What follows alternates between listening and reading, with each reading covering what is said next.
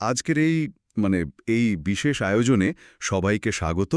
আজকে আমরা এমন একটা বিষয় নিয়ে কথা বলতে যাচ্ছি যা একদিক থেকে যেমন একেবারে সুপ্রাচীন ইতিহাসের অংশ, ঠিক তেমনি এর ভেতরের মনস্তত্ত্ব আজকের এই চরম আধুনিক জীবনের জন্য মানে চমকে দেওয়ার মতো প্রাসঙ্গিক। হুম, একদমই তাই। আর এই প্রাচীন আর আধুনিকের যে মেলবন্ধন, সেটাই আজকের আলোচনার সবচেয়ে বড় আকর্ষণ হতে যাচ্ছে। ঠিক বলেছ। তো আমাদের আজকের এই ইনডেপথ অ্যানালিসিসের বা গভীর আলোচনার মূল ভিত্তি হল পবিত্র কোরআনের ১২তম পারার একটি সারসংক্ষেপ। মূলত সোর্স মেটেরিয়াল হিসেবে আমরা দেখছি সূরা হুদের ৬ নম্বর আয়াত থেকে শুরু করে সূরা ইউসুফের ৫২ নম্বর আয়াত পর্যন্ত যে অবিস্মরণীয় ঘটনা প্রবাহ রয়েছে সেটা। হ্যাঁ, আর এই অংশটুকু আক্ষরিক অর্থেই একটা রত্নভাণ্ডার। একদম।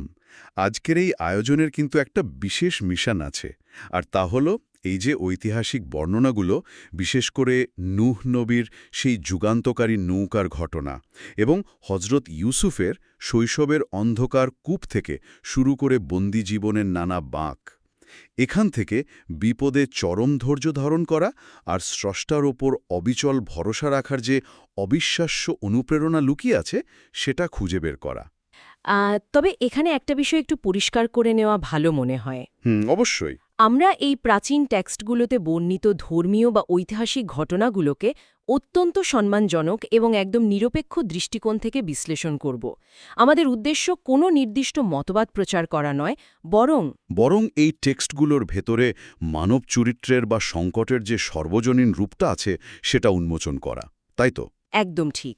কারণ এই টেক্সটগুলোর দিকে তাকালে যে কেউ বুঝতে পারবে যে এগুলো কেবল কিছু প্রাচীন রূপকথা বা অতীতের নথিপত্র নয়, বরং এটি মানব প্রকৃতির, মানুষের অন্তর্নিহিত দুর্বলতার এবং একই সাথে সমস্ত প্রতিকূলতা পেরিয়ে ঘুরে দাঁড়ানোর এক অবিশ্বাস্য মনস্তাত্ত্বিক দর্পণ। দারুণ বলেছ। এই যে ঘুরে দাঁড়ানোর মানসিক দৃঢ়তা, সেই কথায় আসার আগে সোর্স ম্যাটেরিয়ালের একদম শুরুর দিকের একটা বিষয় নিয়ে কথা বলতে চাই। সূরা হুদের শুরুতেই একটা চমৎকার আয়াত আছে। সেখানে বলা হয়েছে যে পৃথিবীর বুকে বিচরণকারী প্রতিটি প্রাণীর রিজিক বা খাবারের জিম্মেদার স্বয়ং স্রষ্টা নিজে। এটা অদ্ভুতভাবে মনকে শান্ত করে দেয়, তাই না? বর্তমান সময়ের প্রেক্ষাপটে চিন্তা করলে মানুষের বেঁচে থাকার সংগ্রাম, কেরিয়ার নিয়ে উদ্বেগ, ভবিষ্যৎ নিয়ে যে তীব্র দুশ্চিন্তা, তার মাঝে এই একটা মাত্র বাক্য যেন একটা বিশাল মানসিক আশ্রয়ের মতো কাজ করে। আসলে স্রষ্টা নিজেই যখন সবকিছুর দায়িত্ব নেওয়ার কথা বলছেন, তখন মানুষের ভেতরকার অস্থিরতাটা এমনিতেই অনেকটা কমে যায়। কিন্তু এখানে সবচেয়ে বিস্ময়কর বিষয়টা খেয়াল করেছ? কোন বিষয়টা?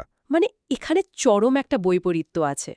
লক্ষ্য করে দেখো, টেক্সটটি শুরু হচ্ছে পরম নিরাপত্তা এবং রিজিকের নিশ্চয়তার এক দারুণ প্রতিশ্রুতি দিয়ে। এটা মানুষের মনে একটা নির্ভরতার জন্ম দেয়। কিন্তু ঠিক এর পরেই আমরা প্রবেশ করছি মানব ইতিহাসের অন্যতম ভয়াবহ এক প্রাকৃতিক বিপর্যয়ের বর্ণনায়। একদম তাই। কোনো রকম পূর্ব প্রস্তুতি ছাড়াই নূহ নবীর সেই ঐতিহাসিক মহাপ্লাবনের ঘটনা চলে আসে। এই যে নিরাপত্তার প্রতিশ্রুতির ঠিক পরপরই চরম এক ধ্বংসযজ্ঞের পাশাপাশি অবস্থান, এটি মানবজীবনের একটা ধ্রুব সত্যকে তুলে ধরে। পৃথিবীতে যেমন রহমত আছে, তেমনি অবাধ্যতার জন্য চূড়ান্ত পরিণতিও আছে। এই মহাপ্লাবনের বর্ণনার জায়গাটা আসলে ভীষণ ধাক্কা দেয়। যখন আমরা এই প্লাবনের গভীরে যাই, তখন নূহ নবীর সেই বিখ্যাত নৌকার ঘটনাটি সামনে আসে। চারদিকে যখন ভয়ঙ্কর বেগে পানি বাড়ছে, পরিচিত সবকিছু চোখের সামনে তলিয়ে যাচ্ছে, তখন ওই একটা মাত্র নৌকাই ছিল বেঁচে থাকার অবলম্বন। ঠিক। কিন্তু ঠিক এই চূড়ান্ত সংকটের মুহূর্তেই এমন একটা ঘটনা ঘটে যা যে কোনো মানুষের হৃদয়কে নাড়িয়ে দেওয়ার জন্য যথেষ্ট। এই ভয়াবহ প্লাবনের সময় নূহ নবীর নিজের অবাধ্য ছেলে পানিতে ডুবে মারা যায়। এটা আসলেই মানে একটু চিন্তা করে দেখো, একজন পিতা, যিনি আবার একজন নবীও বটে, তার চোখের সামনে তার নিজের সন্তান ওই প্রলয়ঙ্কারী ঢেউয়ের মাঝে ডুবে যাচ্ছে, কারণ সে তার পিতার কথায় বিশ্বাস স্থাপন করেনি। আমরা যদি এই ঘটনাটিকে একটু বৃহত্তর মনস্তাত্ত্বিক প্রেক্ষাপট থেকে বিশ্লেষণ করি, তাহলেই বুঝতে পারব কেন এই নির্দিষ্ট ট্র্যাজেডিটি এত বেশি সিগনিফিক্যান্ট, এত তাৎপর্যপূর্ণ।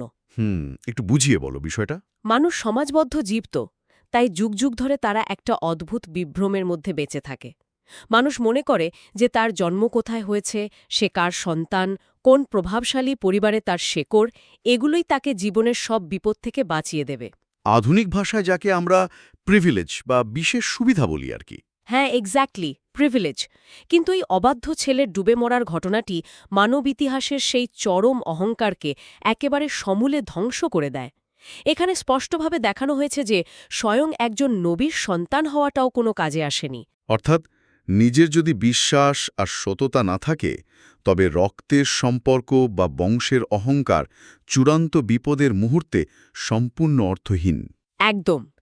এটি এমন একটি কঠিন সত্য যা মানুষের ভেতরের জন্মগত বা বংশগত অহংকারের দেয়ালকে এক মুহূর্তে চূর্ণ বিচূর্ণ করে দেয়। এই যে অহংকারের পতন, এই বিষয়টা কিন্তু এখানে এসেই থেমে থাকছে না। আমরা যদি টেক্সট ধরে ক্রমানুসারে এগোতে থাকি, তাহলে দেখব নূহ নবীর ঘটনার পর একে একে আরও বেশ কয়েকটি প্রাচীন শক্তিশালী জাতির কথা উল্লেখ করা হয়েছে। যেমন আদ আর সামুদ জাতির কথা। হ্যাঁ, ঠিক।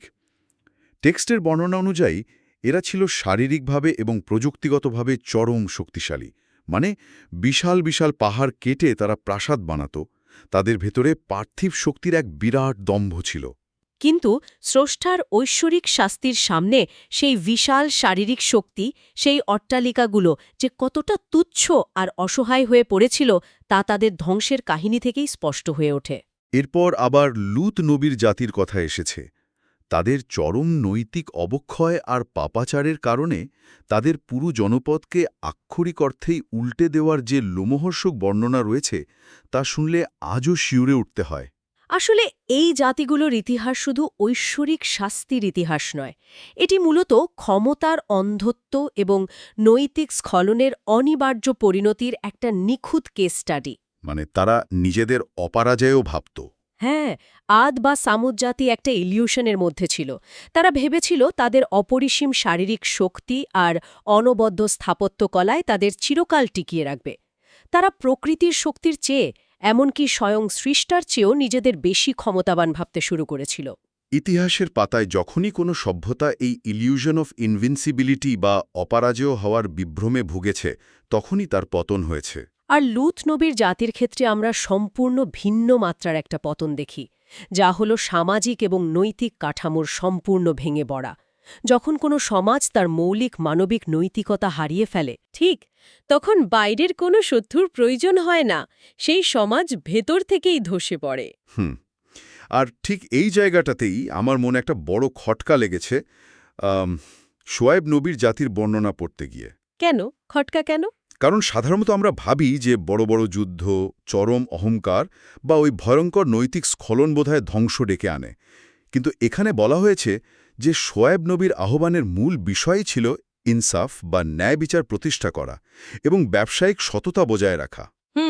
ওজনে কম দেওয়া। হ্যাঁ, তারা ব্যবসায় মাপে কম দিত, মানুষের হক নষ্ট করত আর ওজনে জালিয়াতি করত।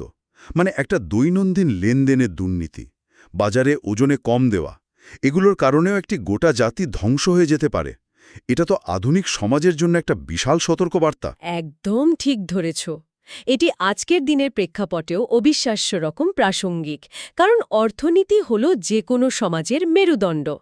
আমরা যদি একটু গভীরভাবে লক্ষ্য করি, শোয়েব নবীর জাতির অপরাধ ছিল মূলত ইকোনমিক ফ্রড বা অর্থনৈতিক প্রতারণা।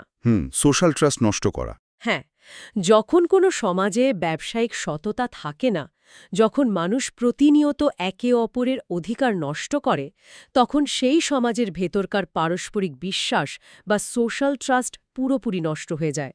আর সোশ্যাল ট্রাস্ট ছাড়া কোনো সমাজ টিকতে পারে না।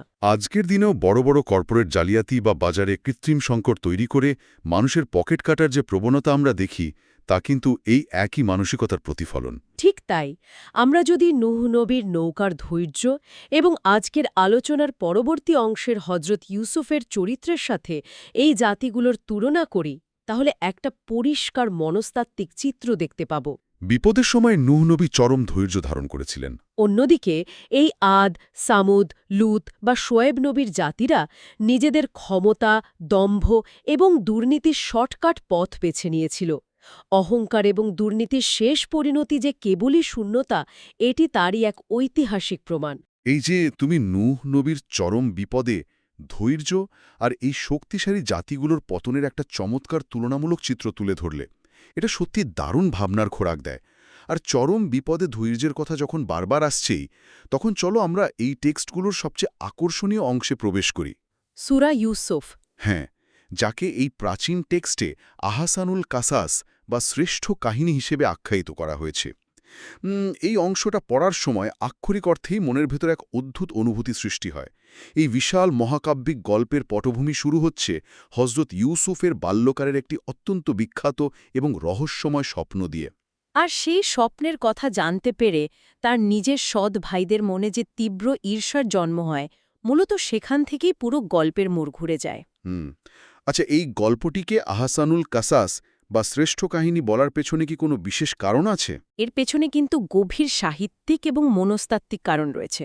একটি নিখুঁত গল্পে যা যা থাকা প্রয়োজন, স্বপ্ন, পিতার অসীম ভালোবাসা, ভাইদের বিষাক্ত ঈর্ষা, নির্মম ষড়যন্ত্র, বিচ্ছেদ, প্রলোভন, মিথ্যা অপবাদ, অন্ধকার কারাগার এবং সবশেষে এক অভাবনীয় উত্থান ও মিলন, তা সব কিছুই এই একটি কাহিনীর মধ্যে অবিশ্বাস্য নিপুণতায় গাঁথা আছে। সত্যি তাই। আর ভাইদের এই ঈর্ষা আসলে মানব মনের একটি খুব সাধারণ কিন্তু চরম ভয়ঙ্কর অন্ধকারের দিক। সবচেয়ে কাছের মানুষেরাই যখন ঈর্ষার বশবর্তী হয়ে পরম শত্রুতে পরিণত হয়, তখন একজন মানুষের, বিশেষ করে একজন শিশুর মানসিক অবস্থা কেমন হতে পারে, তা এই ঘটনা আমাদের খুব গভীরভাবে ভাবতে বাধ্য করে। একটু কল্পনা করলে আসলে শিওরে উঠতে হয়। আর এই বিষাক্ত ঈর্ষার পরিণতি যে কতটা নির্মম হতে পারে তা আমরা দেখতে পাই সেই হৃদয়বিদারক ঘটনায়, যখন ইউসুফকে তার নিজের ভাইয়েরাই গভীর এক অন্ধকার কূপে নিক্ষেপ করে। অন্ধকূপ। চিন্তা করে দেখো, একজন ছোট্ট শিশু যাকে তার বাবা পৃথিবীর সবচেয়ে বেশি ভালোবাসেন, তাকে তার আপন ভাইয়েরা মিলে একটা জনমানবহীন অন্ধকূপের ভেতর ফেলে রেখে চলে যাচ্ছে। তখনকার সেই অসহায়ত্ব, মৃত্যু ভয় আর একাকিত্বের কথা ভাবলে যে কারো হৃদয় কেঁপে উঠবে। বিশ্বাসঘাতকতার এর চেয়ে ভয়াবহ রূপ আর কি হতে পারে? বিশ্বাসভঙ্গের সত্যিই এর চেয়ে চরম কোনো রূপ হতে পারে না। তবে এখানে সবচেয়ে শিক্ষণীয় বিষয়টা হল সেই কূপের ভেতরের মনস্তত্ত্ব। মানে ইউসুফের মানসিক অবস্থা। হ্যাঁ, ওই ঘুটঘুটে অন্ধকার কূপে তিনি সম্পূর্ণ একা ছিলেন। বাহ্যিকভাবে দেখলে মনে হবে তার জীবনের গল্পটা ওখানেই শেষ। ষড়যন্ত্রকারী ভাইরা ভেবেছিল তারা চিরতরে সফল হয়েছে। কিন্তু এই পুরো ঘটনার অন্তর্নিহিত শিক্ষাটা কি? স্রষ্টার ওপর ভরসা রাখা। ঠিক। শিক্ষাটা হল তাওয়াক্কুল বা স্রষ্টার উপর অবিচল ভরসা। তাওয়াক্কুল শুধু কোনো ধর্মীয় শব্দ নয়, এটি চরম বিপদের মুহূর্তে মানুষের সবচেয়ে বড় মনস্তাত্ত্বিক নোঙর। যখন দুনিয়ার সব আলো নিভে যায়, চারপাশের সব মানুষের সাপোর্ট শূন্য হয়ে যায়, তখন ভেতরের এই অটুট বিশ্বাসটাই মানুষকে টিকিয়ে রাখে। হাজারো ষড়যন্ত্র করে বা গায়ের জোরে কখনো সত্যকে বা স্রষ্টার নির্ধারিত ভাগ্যকে দাবিয়ে রাখা যায় না। ইউসুফের এই চরম অসহায় অবস্থা থেকে বেঁচে ফেরার ঘটনাটি হল সেই অসীম নির্ভরতার এক অনন্য দৃষ্টান্ত। একদম। আর ঠিক সেই অসীম নির্ভরতা নিয়েই তিনি কূপের সেই দম বন্ধ করা অন্ধকার থেকে উদ্ধার পেলেন। কিন্তু তার জীবনের সংগ্রাম সেখানে শেষ হল না, বরং নতুন এক রূপ নিল। টেক্সট আমাদের নিয়ে যায় তার জীবনের পরবর্তী অধ্যায়ে, মিশরের জীবনে। মিশরের জীবনটা ছিল এক ভিন্ন রকমের পরীক্ষা। হ্যাঁ, যুবক বয়সে তাকে এক চরম কঠিন মনস্তাত্ত্বিক এবং চারিত্রিক পরীক্ষার সম্মুখীন হতে হয়। তিনি মিশরের এক প্রভাবশালী ব্যক্তির বাড়িতে আশ্রিত ছিলেন। সেখানে ওই বাড়ির গৃহকর্ত্রী জুলাইখা তাকে চরমভাবে প্রলুব্ধ করার চেষ্টা করে। কিন্তু তিনি সেই ভয়াবহ প্রলোভন থেকে নিজেকে অত্যন্ত দৃঢ়তার সাথে বাঁচিয়ে রাখেন। তার এই চারিত্রিক পবিত্রতা এবং দৃঢ়তা যে কোনো যুগের মানুষের জন্য এক বিশাল মাপের শিক্ষা। এই জায়গাটি মানব চরিত্রের একটা চিরন্তন দ্বন্দ্বকে সামনে নিয়ে আসে। মানে যখন কেউ দেখছে না তখনকার অবস্থা। এক্স্যাক্টলি। যখন চারপাশে কেউ নেই, ক্ষমতার দাপট, যৌবনের তাড়না আর প্রলোভন একসাথে হাতছানি দিচ্ছে, তখন একজন তরুণ কিভাবে নিজেকে এতটা নিয়ন্ত্রণ করতে পারে? এই ঘটনাটি আমাদের খুব স্পষ্টভাবে দেখায় যে সত্যিকারের চারিত্রিক দৃঢ়তা বা ইন্টিগ্রিটি প্রকাশ পায় ঠিক তখনই যখন কেউ আপনাকে দেখছে না। পৃথিবীর কোনো মানুষ না দেখলেও, ঘরের সব দরজা বন্ধ থাকলেও স্রষ্টা তাকে দেখছেন। এই যে স্রষ্টার প্রতি চূড়ান্ত সচেতনতা এবং নিজের বিবেকের কাছে দায়বদ্ধতা, এটি তাকে সেই স্খলনের মুহূর্ত থেকে রক্ষা করেছিল। কিন্তু এটা মেনে নেওয়া বেশ কঠিন যে এই চারিত্রিক পবিত্রতা ধরে রাখার পুরস্কার হিসেবে তিনি কি পেলেন? বর্ণনা অনুযায়ী সম্পূর্ণ নির্দোষ হওয়া সত্ত্বেও এবং নিজের চরিত্র রক্ষা করা সত্ত্বেও তাকে কারাবরণ করতে হয়েছিল। জেলখানার অন্ধকার প্রকোষ্ঠ। হ্যাঁ, বছরের পর বছর তাকে জেলে কাটাতে হয়েছে। এই বিষয়টা পড়লে একটা গভীর প্রশ্নের জন্ম নেয়। তাহলে সততার দাম কি রইল? একজন মানুষ কোনো অন্যায় করল না, প্রলোভনে পা দিল না, অথচ তাকে দিনের পর দিন জেলের অমানবিক কষ্ট সহ্য করতে হলো। বাহ্যিক দৃষ্টিতে এটি চরম অবিচার এবং ট্র্যাজেডি মনে হওয়াই স্বাভাবিক, কারণ সততার পরীক্ষা তো আসলে সেখানেই যখন পুরস্কারের বদলে সামনে চরম শাস্তি এসে দাঁড়ায়। ঠিক। কিন্তু আমরা যদি এটাকে বড় প্রেক্ষাপটের সাথে মিলিয়ে দেখি, তবে এক সম্পূর্ণ ভিন্ন এবং ইতিবাচক চিত্র ফুটে উঠবে। তার এই দীর্ঘ কারাবাসের সময়টা নিয়ে যদি আমরা গভীর বিশ্লেষণ করি, তাহলে দেখব তিনি কিন্তু জেলে বসে সাধারণ বন্দীদের মতো হতাশায় ডুবে যাননি। নিজের ভাগ্যকে দোষারোপ করে না, করেননি। বরং সেই চরম বিপদের মাঝেও, সেই চার দেয়ালের ভেতরেও তিনি অত্যন্ত ধৈর্যের সাথে তার দাওয়াতের কাজ বা সত্যের পথে আহ্বানের কাজ চালিয়ে গেছেন। তিনি সহবন্দীদের সাথে উত্তম আচরণ করেছেন, তাদের স্বপ্নের নিখুঁত ব্যাখ্যা দিয়েছেন। চরম বিপদেও কিভাবে একজন মানুষ নিজের নীতি আর কাজে অটল থাকতে পারে, এটা তার সবচেয়ে বড় প্রমাণ। ধৈর্য মানে শুধু হাত গুটিয়ে বসে থাকা বা নিষ্ক্রিয় হয়ে যাওয়া নয়। ধৈর্য মানে হল চরম প্রতিকূল পরিস্থিতিতেও নিজের ওপর অর্পিত দায়িত্ব পালন করে যাওয়া। তিনি জেলখানাকে তার কর্মক্ষেত্রে পরিণত করেছিলেন। একে আমরা অ্যাক্টিভ পেশেন্স বা সক্রিয় ধৈর্য বলতে পারি। এই বিষয়টা সত্যিই দারুণ। অ্যাক্টিভ পেশেন্স মানে তিনি তার সেই অন্ধকার কারাবাসকেও মানুষের জীবনে পজিটিভ ইম্প্যাক্ট ফেলার একটা জায়গা বানিয়ে নিয়েছিলেন। আর শেষ পর্যন্ত এটাই তাকে অভাবনীয় সাফল্যের দিকে নিয়ে যায়। কারণ এই বর্ণনার শেষ দিকে আমরা দেখতে পাই যে এই জেলখানাতেই বন্দী থাকা অবস্থায় তৎকালীন মিশরের বাদশার এক অদ্ভুত স্বপ্নের নিখুঁত ব্যাখ্যা তিনি দিয়েছিলেন। আর এই স্বপ্নের ব্যাখ্যা দেওয়ার মাধ্যমেই মূলত তার মুক্তির পথ শুধু খোলেনি, বরং পরবর্তীকালে বিশাল সম্মানের আসনে বসার পথ সুগম হয়েছিল। চরম খাদ্যাভাব বা দুর্ভিক্ষের সময় পুরো দেশকে বাঁচানোর দায়িত্ব তিনি নিজের কাঁধে তুলে নিয়েছিলেন। হ্যাঁ, এই যে ভাইদের বিশ্বাসঘাতকতা এবং অন্ধকার কূপ থেকে শুরু করে দাসত্ব, মিথ্যা অপবাদ, জেলখানার প্রকোষ্ঠ হয়ে একেবারে রাজপ্রাসাদের চূড়ায় পৌঁছানো, এই পুরো জার্নিটা সত্যি কোনো রূপকথার চেয়ে কম নয়। একেবারে ঠিক। আজকের এই পুরো বিষয়টির দিকে যদি আমরা সামগ্রিকভাবে ফিরে তাকাই, তাহলে দেখব এতগুলো ভিন্ন ভিন্ন ঘটনা, আলাদা আলাদা যুগ এবং প্রেক্ষাপট আসলে একটা মূল সুতোয় চমৎকারভাবে গাঁথা। যেমন প্রথমে নূহ নবীর ঘটনা। হ্যাঁ, আমরা শুরুতে দেখলাম নূহ নবীর সেই উত্তাল প্রলয়ঙ্করী ঢেউয়ের মাঝে ভেসে থাকা নৌকা। এরপর দেখলাম ক্ষমতার অন্ধত্বে ভোগা এবং অবাধ্য জাতিগুলোর ভয়াবহ পতন।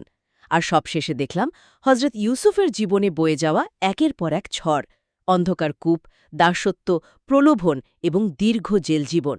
সবকিছুর মূল মেসেজ কিন্তু একটাই। ঠিক, এই সবটিও আমাদের জন্য একটি শক্তিশালী বার্তা নিয়ে আসে। মানুষের জীবনে যত বড় বিপদই আসুক না কেন, চারপাশ যত অন্ধকারই মনে হোক না কেন, ধৈর্য হারানো যাবে না এবং কোনো অবস্থাতেই স্রষ্টার ওপর থেকে ভরসা সরানো যাবে না।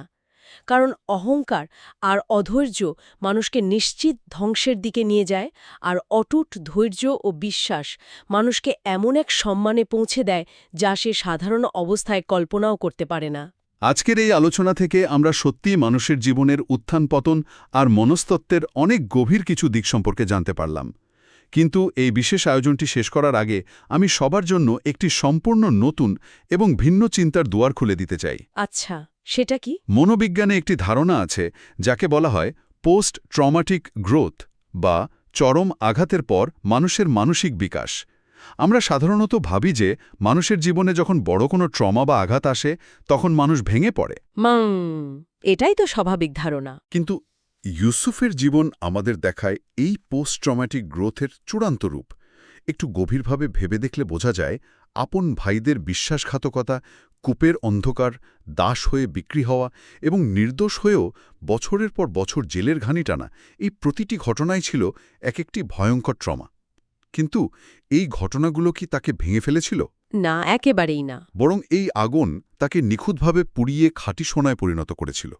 একটু ভাবলে দেখা যায় তিনি যদি ষড়যন্ত্রের শিকার হয়ে কূপে না পড়তেন, মিশরে না যেতেন এবং নির্দোষ হয়েও জেলে না যেতেন, তবে কি তিনি সেই নির্দিষ্ট সময়ে বাদশাহর স্বপ্নের ব্যাখ্যা করার সুযোগ পেতেন? অবিশ্বাস্য।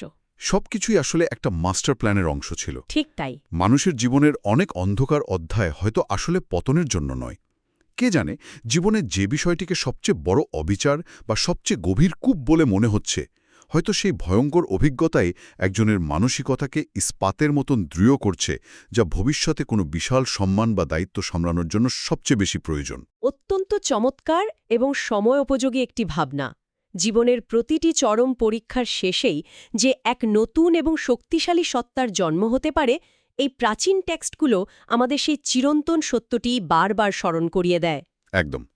মানুষের জীবনের সবচেয়ে কঠিন সময়টি হয়তো তাকে তার শ্রেষ্ঠ পরিচয়ের দিকে নিয়ে যাওয়ার প্রথম ধাপ। তো আজকের মতো আমাদের এই গভীর আলোচনা এখানেই শেষ করছি।